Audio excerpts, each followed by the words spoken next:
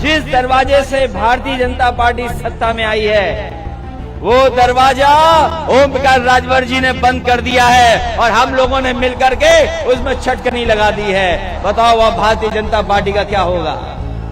लेकिन हमें और आपको देखकर कोई जाने कहां लाल पीला हो रहा होगा। और ये सरकार तो केवल नाम बदल रही है, रंग बदल रही है, शिलान्यास का शिलान्यास कर रही है, उद्घाटन का उद्घाटन कर रही है। जिनको अधिकार नहीं मिले, जिनको सम्मान नहीं मिला, मुझे पूरा भरोसा है कि आने वाले समय में जो चुनाव होगा उत्तर प्रदेश से भारतीय जनता पार्टी का सफाया होने का काम होगा। जो ज्यादा बोलते थे, जो लोग ज्यादा बोलते थे वो अपना गिनती नहीं ठीक कर पा रहे हैं। जो आपने सम्मान खोया है उस सम्मान को पाने का चुनाव है। बताओ एक होकर के सफाया होगा भारतीय जनता पार्टी का? नहीं होगा। और जिस तरीके से महंगाई बढ़ रही है, इस महंगाई के कारण गरीबों को आत्महत्या करनी पड़ रही है। न जाने क्या षड्यंत्र किए, कितना झूठ बोला। बताओ झूठ बोलने वाली पार्टी कौन सी है? भारतीय समाज पार्टी के राष्ट्रीय अध्यक्ष ओम प्रकाश राजभर जी अभी आपको संबोधन कर रहे थे और बड़े ध्यान से मैं उनका भाषण सुन रहा था। बहुत ध्यान से मैं उनकी बातें सुन रहा था। मैं इस मैदान को भी देख रहा हूं। जहां तक मुझे दिखाई दे रहा है पूरा मैदान भरा दिखाई दे रहा है। पूरा मैदान भरा है। पीछे तक लोग हमें दिखाई दे रहे हैं। केवल ये महापंचायत नहीं चल रही है। जरा मुड़ करके देखो दाईं तरफ, दाईं तरफ एक दूसरी महापंचायत है। बाईं तरफ देख लीजिए, अभी पीछे दिखाई दे रहा है। पीछे और जो हम टेंट के नीचे देखें अगर, तो मैं देख रहा हूं कि अभी भी लोग खेतों से चल करके आ रहे हैं। जो सड़क हल्दर मैदान को जोड़ रही है, जो सड़क हल्दर मैदान को जोड़ रही है, सब तरफ लोग ही लोग दिखाई दे रहे हैं। ये पीला रंग सुहेलदेव भारतीय समाज पार्टी का है। ये पीला रंग पीला ही पीला दिखाई दे रहा हमें। देखिए इधर, और लाल टोपी भी सर में है। लेकिन सोचो, हम मैदान में लाल और पीले वाले इकट्ठे हुए हैं। इस मैदान में और आसपास लाल और पीले लोग इकट्ठे हुए हैं। लेकिन हमें और आपको देखकर कोई जाने कहां लाल पीला हो रहा होगा।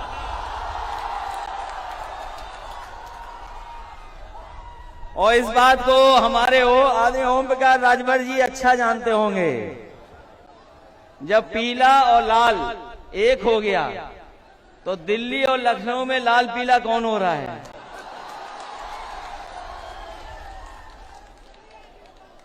और फिर आपने ठीक कहा, अगर बंगाल में कुछ हुआ है, अगर बंगाल में कुछ हुआ है तो ठीक कहा है आपके अध्यक्ष जी ने कि अगर बंगाल में कुछ हुआ है तो यहाँ के लोग भी और पूर्वांचल के लोग भी खदेड़ा कर करके दिखाएंगे। यहाँ भी खदेड़ा होगा कि नहीं होगा? और मैंने लखनऊ में कहा था, मैंने लखनऊ में कहा कि जिस दरवाजे से भारतीय जनता पार्टी जिस दरवाजे से भारतीय जनता पार्टी सत्ता में आई है, वो दरवाजा ओम प्रकाश राजभर जी ने बंद कर दिया है और हम लोगों ने मिलकर के उसमें छटकनी लगा दी है। बताओ अब भारतीय जनता पार्टी का क्या होगा?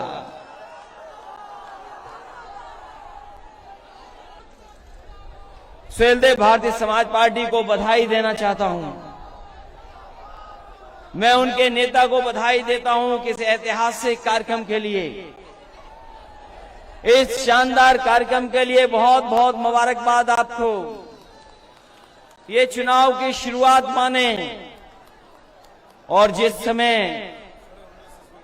पूर्वांचल जाग जाता है, जिस समय पूर्वांचल के लोग चल देते हैं, वो निश्चित दिन हो जाता है कि इतिहास बदलेगा और जो हम आप वंचित समाज, पिछड़े, दलित, अल्पसंख्यक, जिनको अधिकार नहीं मिले, जिनको सम्मान नहीं मिला, मुझे पूरा भरोसा है कि आने वाले समय में जो चुनाव होगा, उत्तर प्रदेश से भारतीय जनता पार्टी का सफाया होने का काम होगा।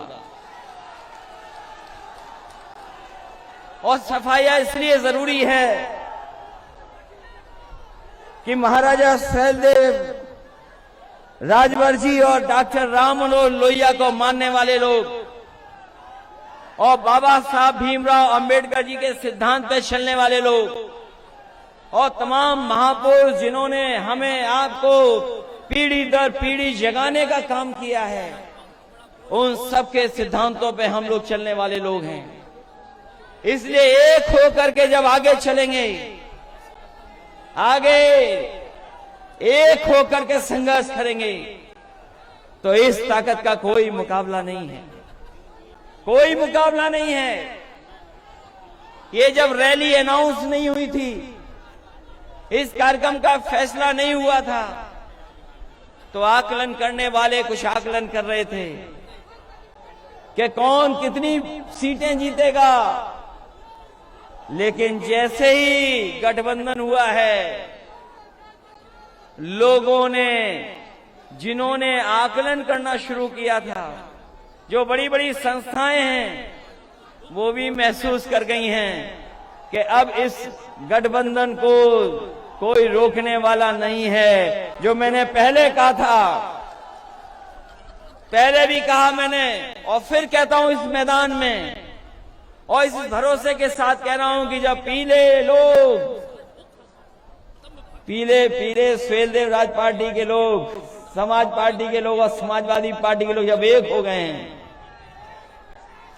तो हो सकता है कि जनता 400 सीटें भी जिता दे।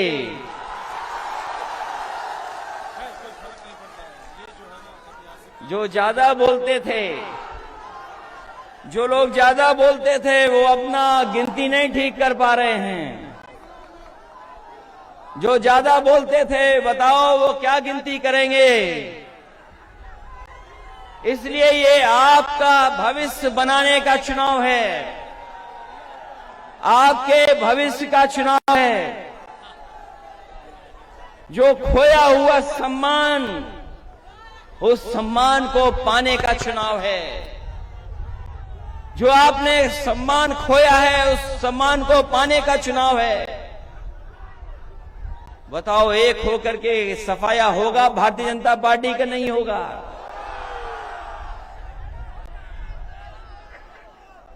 जब गठबंधन हुआ होगा, आपके नेता तो भारतीय जनता पार्टी के साथ भी रहे हैं। बताओ न जाने कितने सपने दिखाए भारतीय जनता पार्टी ने, क्या क्या सपने दिखाए भारतीय जनता पार्टी ने, न जाने क्या षड्यंत्र किए, कितना झूठ बोला। बताओ झूठ बोलने वाली पार्टी कौन सी है? झूठ बोलने वाली पार्टी कौन सी है? लेकिन हमें अब महसूस हो गया है कि झूठ बोलने वालों की कोई साजिश अब दलित पिछड़े लोगों के बीच में चलने वाली नहीं है। कोई साजिश चलने वाली नहीं है। आज जब हालात देखते हैं उत्तर प्रदेश के, जब हालात देखते हैं उत्तर प्रदेश के तो बताओ कहां पहुंच गया उत्तर प्रदेश, कहां पहुंच गया। अभी मैं सुन रहा था कुछ कह रहे थे कि कुछ पाबंदी लग जाएगी, लेकिन बताओ धुएं पर पाबंदी कब लगेगी।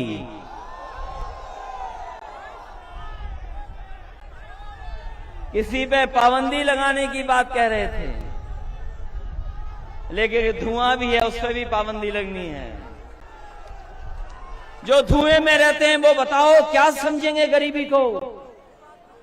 क्या सपना दिखाया कि चप्पल पहनने वाला हवाई जहाज में चलेगा, यही सपना दिखाया था। और आज जब महंगाई देखोगे तो बताओ चप्पल पहनने वाले की मोटरसाइकिल भी खड़ी हो गई है।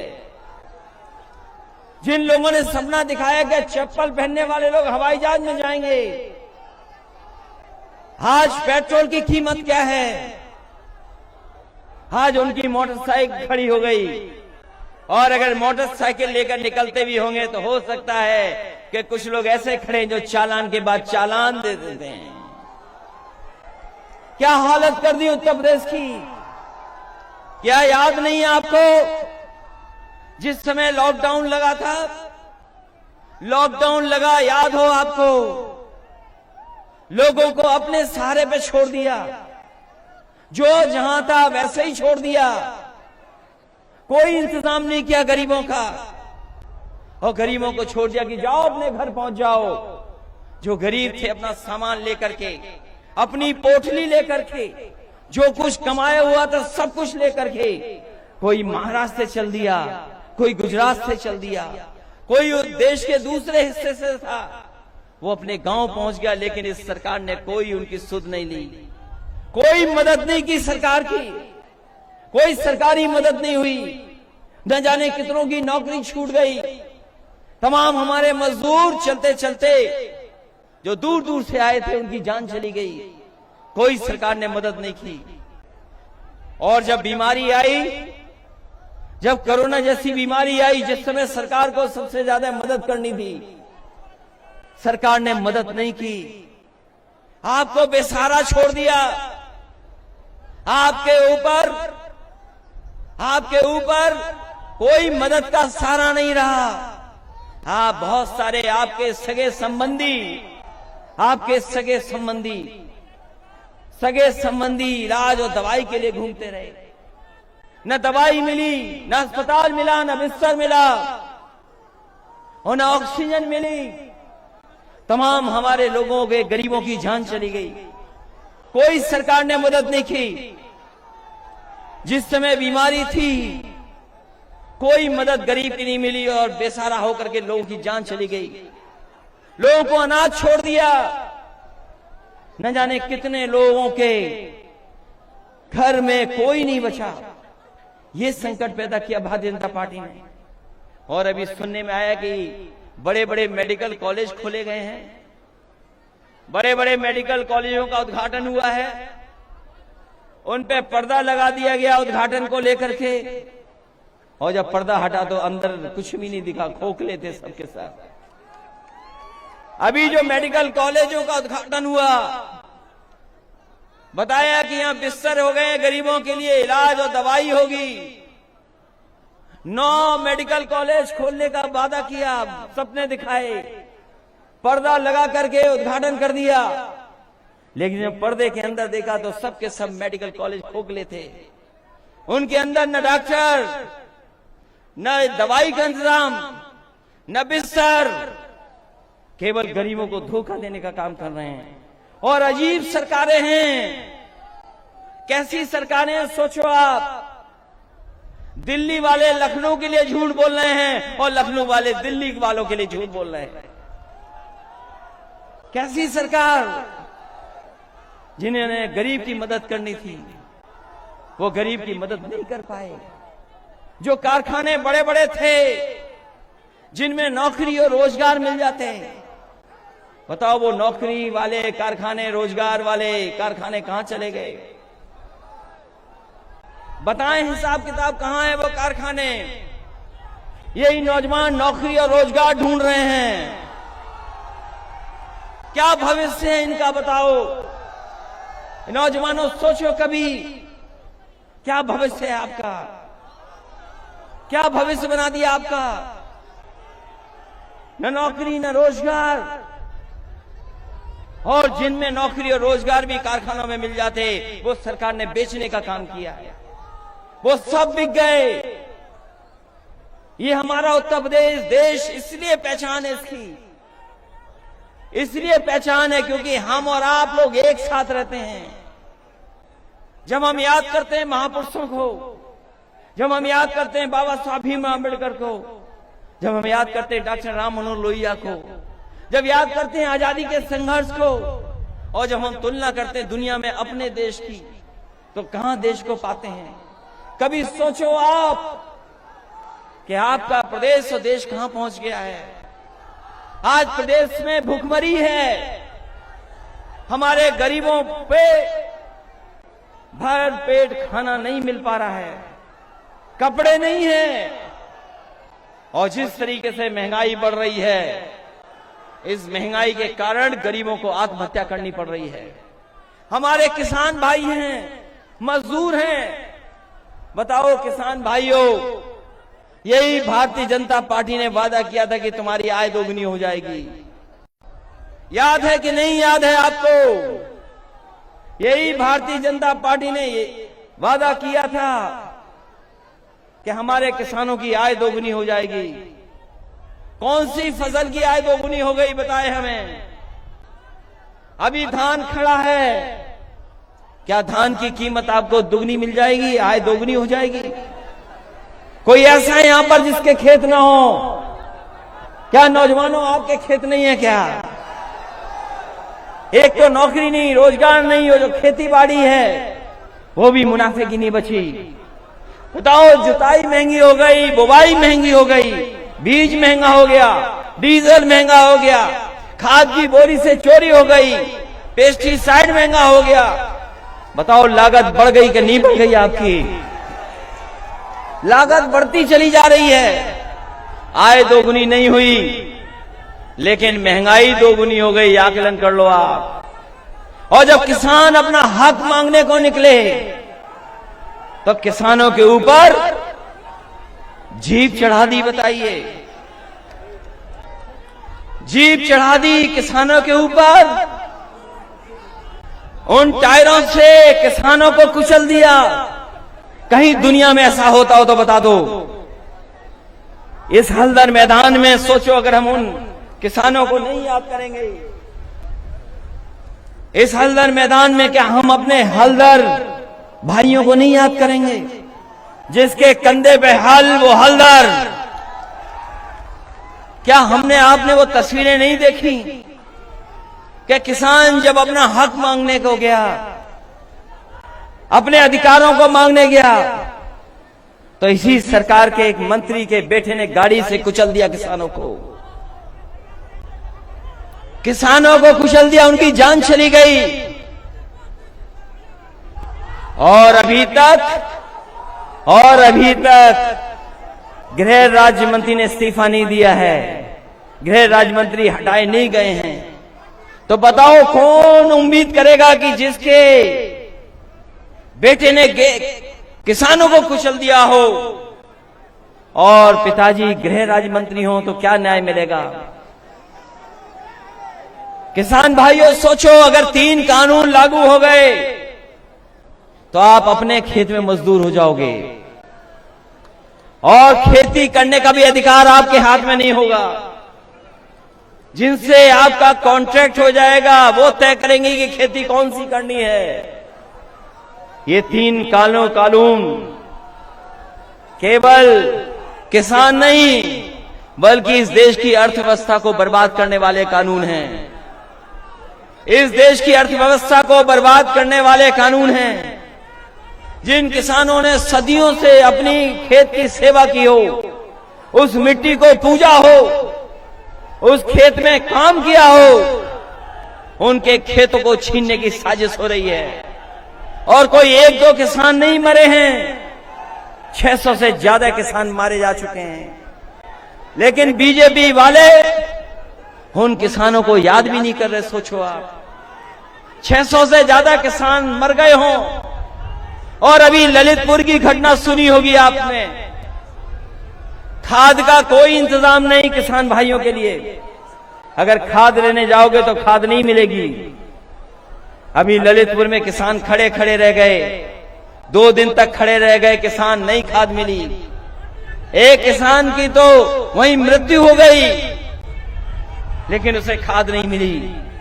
दूसरा नौजवान किसान ने आत्महत्या कर ली, उसे खाद नहीं मिली। बताओ, ऐसी सरकार जिसको हम और आप लोग अन्नदाता बोलते हों, जो हमारा पेट भरता हो, जो हमारा पेट भर करके हमें कपड़े पहनाता हो, उस किसान के सम्मान में हम खाद नहीं उपलब्ध करा सकते। ये बड़ी बड़ी बातें करने वाली सरकार जो कहती कि हम हवाई जहाज में चप्पल पहनने वालों को बिठा देंगे, जब हमारे किसान को जरूरत है तो खाद नहीं दे पा रहे, डीएपी की जरूरत है तो डीएपी नहीं दे पा रहे हैं। ये कैसी सरकार है, सोचो। और हमें आपको न जाने कितनी बार लाइन में लगा दिया। कभी लाइन में लगाया था नोटबंदी में, याद है कि नहीं याद है? और जिस समय नोटबंदी में लाइन में लगाया था तो याद है क्या कहा था कि काला धन खत्म हो जाएगा, भ्रष्टाचार खत्म हो जाएगा। हम आपसे पूछना चाहते हैं, बताओ इस मैदान में उपस्थित सभी भाइयों, भ्रष्टाचार खत्म हो गया कि नहीं खत्म हो गया? और काला धन वापस आ गया कि नहीं आ गया? इन भारतीय जनता पार्टी के लोगों से पूछो, इन भारतीय जनता पार्टी के लोग बताएं कि वो काला धन और भ्रष्टाचार कब खत्म होगा। और ये सरकार तो केवल नाम बदल रही है, रंग बदल रही है, शिलान्यास का शिलान्यास कर रही है, उद्घाटन का उद्घाटन कर रही है। हम लोगों ने गरीबों के लिए एम्बुलेंस चलवाई, जो एम्बुलेंस चलवाई थी गरीबों के लिए कि उसे तकलीफ ना हो, परेशानी ना हो, उस एम्बुलेंस को भी खड़ा कर दिया है। पुलिस के लिए 100 नंबर दी थी व्यवस्था, पुलिस जल्दी पहुंच जाए, मदद करने के लिए पहुंच जाए, लेकिन उस पुलिस की व्यवस्था को भी खराब कर दिया। और ये पूर्वांचल की खुशहाली के लिए सबसे बड़ी सड़क बनाई थी, ये पूर्वांचल के लिए सबसे बड़ी सड़क बनी थी, ये अभी भी पूरी नहीं हुई है। ये मऊ को जोड़ने वाली सड़क जो आगे चली जाए गोरखपुर, सलीमपुर, वो भी अभी नहीं बनी सड़क। जो काम शुरू किए गए थे वो अभी भी पूरे नहीं हुए। बताओ कहां काम पूरे हो गए? कोई नया काम किया हो तो बता दो। हमारे किसान भाइयों, अगर 500 रुपया आपसे दिया जा रहा है सम्मान में, तो डीजल, पेट्रोल, खाद और महंगाई का हिसाब लगा लेना। अगर आप हिसाब लगाओगे तो आपकी घाटे में खेती है, घाटे में जा रहे हो आप, मुनाफे में नहीं जा रहे हो, घाटे में जा रहे हो। और सिलेंडर पे बहुत मांगा गया था वोट, हमारे गरीबों को सिलेंडर बांट करके बहुत वोट मांगा गया था। बताओ गरीब भाइयों, कहां सिलेंडर भर पा रहे हो आप? सिलेंडर भर पा रहे हो? तो इसलिए याद रखना, इन्होंने बहुत झूठ बोला है, बहुत लोगों को गुमराह किया है। इसलिए अपने वोट से सम्मान वापस लेने का काम करोगे कि नहीं करोगे? के साथ, दलितों के साथ जो अपमान की सरकार चलाई इन्होंने, बताओ अपने वोट से सम्मान छीनोगे कि नहीं छीनोगे? इसलिए आज मैं कह सकता हूं ये ऐतिहासिक कार्यक्रम में हुआ है, ऐतिहासिक। मुझे जानकारी मिली है कि मऊ से बलिया पूरी सड़क जाम है, अभी बलिया के लोग नहीं पहुंच पाए यहां पर, पूरी जाम है सड़क। और इस मैदान को भी बड़ी मुश्किल से मिला है हमें और आपको एक जगह इकट्ठा होने के लिए। इस मैदान को देने वाले उत्तम सिंह जी को भी मैं बधाई देता हूं, धन्यवाद देता हूं कि कम से कम उन्होंने मैदान दे दिया जिसमें ऐतिहासिक कार्यक्रम संपन्न हुआ है। इसलिए मैं आपसे कहना चाहता हूं, ये लड़ाई बहुत लंबी है और इस लड़ाई में जो हमें सहयोग मिल रहा है, आपका जो समर्थन मिल रहा है, ये ऐतिहासिक समर्थन, ये ऐतिहासिक परिणाम देगा और जो खोया हुआ सम्मान है आपका, उस सम्मान को देने का काम और दिलाने का काम हम मिलकर के समाजवादी पार्टी के लोग देंगे आपको। और ये बदलाव आपसे आएगा। हम सब तो आ गए हैं, एक साथ मंच में हैं, लेकिन असली बदलाव आपको लाना है। दुनिया में जब हम तुलना करते हैं अपने प्रदेश की, देश की, तो हमारे प्रदेश को बहुत पीछे छोड़ दिया, बर्बाद कर दिया है। हमारी यही माताएं बहनें यदि पेंशन छीन ली 500 रुपए की, आप सरकार बनाओ, महंगाई बढ़ गई है, हमें अगर 3 गुना भी बढ़ा के देना पड़ा तो इन माताओं बहनों का सम्मान करने का काम समाजवादी पेंशन से देने का काम होगा। इस सरकार ने कोई बिजली नहीं बनाई, इस सरकार ने कोई बिजली नहीं बनाई। अब थोड़ी बहुत शायद बनाई हो तो बनाई हो, लेकिन 4.5 साल में कोई बिजली नहीं बनाई। और बताओ बिजली के बिल कितने महंगे हो गए आपके, जब आपने डबल इंजन की सरकार बनवा दी। एक इंजन वाली सरकार नहीं है, डबल इंजन वाली सरकार है। तो बताओ बिजली के बिल कितने महंगे आ रहे हैं आपके पास, न जाने कितने महंगे आ रहे हैं। और ये हमारे नौजवान मोटरसाइकिल चलाने वाले, बताओ पेट्रोल कितने में भराना पड़ रहा है, 100 के पार हो गया कि नहीं हो गया। और ये सरकार चलती रही तो हो सकता है चुनाव तक 150 न पहुंचा दे। ये याद है, ये सरकार कहती थी कि डॉलर ऊपर बढ़ रहा, रुपया नीचे जा रहा है। याद है कि नहीं याद है? बताओ डॉलर कहां चला गया, रुपया कहां पहुंच गया है। और जिस पाउंड है हमारा कितना, 100 रुपया पार हो गया है। अब बीजेपी वाले डॉलर और उसकी बात नहीं कर रहे हैं, क्योंकि वो जानते हैं कि रुपया हमारा नीचे चला गया है। इसलिए आपसे हम निवेदन करने आए इस मौके पर, गरीब, वंचित, दलित, अल्पसंख्यक, पिछड़ों को एक साथ जोड़ करके उनके हक और सम्मान को दिलाने के लिए साथ आए हैं।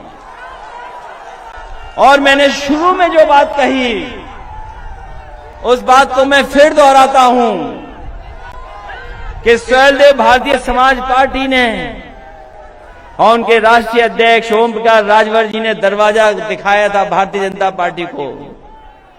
वो जो दरवाजे से भारतीय जनता पार्टी ने सत्ता पाई है, उस दरवाजे को आप बंद कर देना। बताओ बंद करोगे कि नहीं करोगे? अगर आप बंद कर दोगे तो भारतीय जनता पार्टी का सफाया हो जाएगा।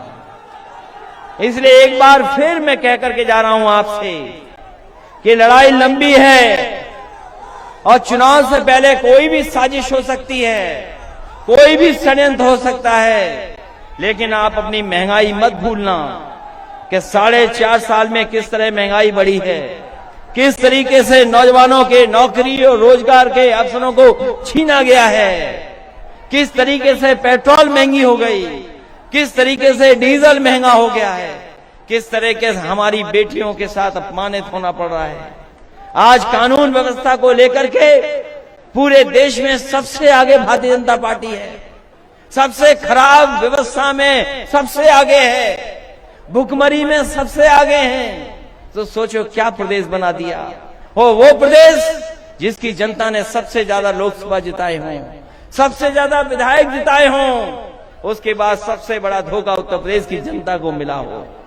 इसलिए इस चुनाव में जो 22 का चुनाव आने वाला है, किसान भाइयों को कह के जा रहा हूं, ये आपके भविष्य का चुनाव है। माताओं बहनों, आपका चुनाव है। ये हमारे स्वैलदेव भारतीय समाज पार्टी के लोगों, ये आपका चुनाव है, आपके भविष्य का चुनाव है। और नौजवानों भूलना मत, ये आपके भविष्य का चुनाव है। इस बार चूक गए तो 5 साल और पीछे चले जाओगे। इसलिए अगर भविष्य बनाना चाहते हो, उत्तर प्रदेश को आगे ले जाना चाहते हो, इस उत्तर प्रदेश के झूठे लोगों से बचाना चाहते हो, तो इस गठबंधन की मदद करना और गठबंधन की ऐतिहासिक जीत दिला करके उत्तर प्रदेश में सरकार बनाने का काम करना, यही निवेदन करने आया हूं। नेशनल दस्तक की आपसे गुजारिश है कि अगर इसको बचाना चाहते हैं तो नेशनल दस्तक को सब्सक्राइब करने के लिए रेड कलर के सब्सक्राइब बटन को दबाएं, फिर बेल आइकन की घंटी दबाएं। नेशनल दस्तक को बचाने के लिए बहुत जरूरी है कि हर खबर को शेयर करें, लाइक करें, कमेंट जरूर करें।